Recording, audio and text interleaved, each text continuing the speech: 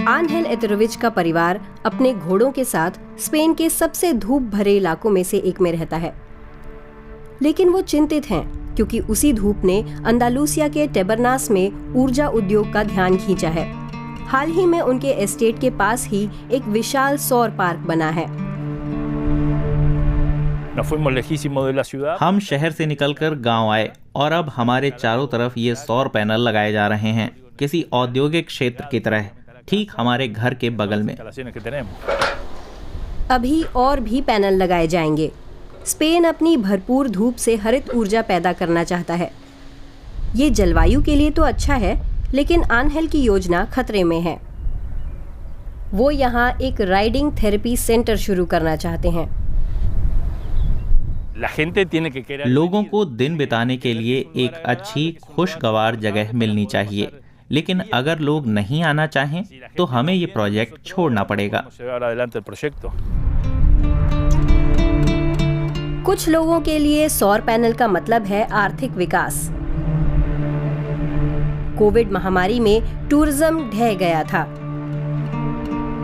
इसलिए मेयर होसे दियास खुश हैं कि पाई पाई काम आ रही है। बहुत से लोग इन मुश्किल हालात में अपनी नौकरियां गंवा चुके हैं। इन बिल्डिंग प्रोजेक्टों के जरिए कुछ लोग तो जॉब मार्केट में लौट भी आए हैं। सौर संयंत्रों के लिए ऑलिव के पेड़ काटे जा रहे हैं। कुछ किसानों ने मौके का फायदा उठाकर अपनी जमीन ऊर्जा कंपनियों को लीज पर दे दी या बेच दी। निकोलाई ओवदन ने अपनी कुछ जमीन लीज पर दी क्योंकि पानी लगातार कम हो रहा है और महंगा मिल रहा है। सिंचाई से कोई फायदा नहीं हो रहा। पानी के बिना यहाँ कुछ उगता नहीं, इसलिए हम कोशिश कर रहे हैं कि कम से कम जमीन से ही कुछ फायदा उठा लें। स्पेन के 200 से भी ज्यादा नागरिकों के मुताबिक ये सौर संयंत्र हानिकारक हैं और इसलिए वे इनका विरोध कर रहे हैं। लुइस बोलोनियो जैसे लोगों को डर है कि स्पेन यूरोप का बिजली सप्लायर बन जाएगा और कीमत चुकाएंगे यहाँ के लोग। अगर विशाल सौर संयंत्र यहाँ बनाए गए तो पर्यावरण और समाज पर असर पड़ेगा। आर्थिक वृद्धि और नौकरियां कहीं और होंगी, यहाँ नहीं। ये ठीक नहीं है। स्पेन को उपनिवेश बनाकर उसका दोहन किया जा रहा है।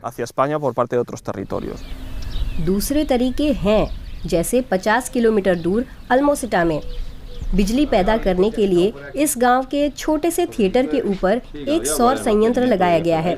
मेयर फ्रांसिस्को गार्सिया गर्व से एक ऊर्जा समुदाय के निर्माण के बारे में बताते हैं, जिसे ईयू क्षेत्रीय विकास फंड से मदद मिली है।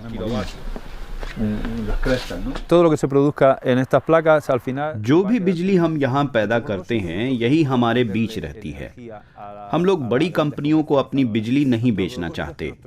हम अपने नागरिकों के लिए सस्ती बिजली बनाना चाहते हैं जो जलवायु के अनुकूल हो। इस प्लांट से अभी 21 घरों को बिजली मिलती है। आगे चलकर इनमें दुकानें और रेस्तरां भी शामिल किए जाएंगे।